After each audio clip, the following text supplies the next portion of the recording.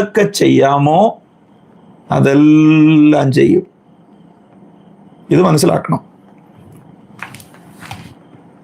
അല്ലാതെ നിനക്കെതിരെ, നിന്റെ നന്മയ്ക്കെതിരെ ബന്ധിച്ച് കെട്ടി ഒന്നുമില്ല. അവൻ എന്തിനാ അതൊക്കെ തടയുന്നത്?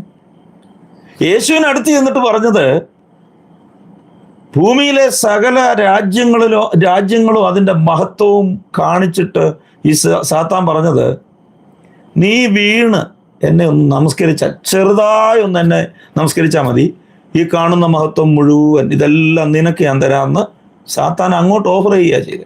ആ സാത്താൻ എന്നത്തിനാ നമ്മുടെ നന്മയും അനുഗ്രഹങ്ങളും തടയുന്നത്? എന്തിനാ? അതുകൊണ്ട് പുള്ളിക്ക് വലിയ നേട്ടമൊന്നുമില്ല. നേട്ടമുള്ളത് ഏതാണെന്നറിയാമോ?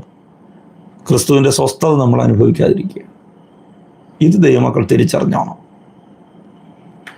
ഈ ഭൂമിയിലുള്ള നശിച്ചു പോകുന്ന എന്തെങ്കിലും സാത്താൻ തടയുന്നു എന്ന് പറഞ്ഞാൽ അത് വഞ്ചനയാണ്.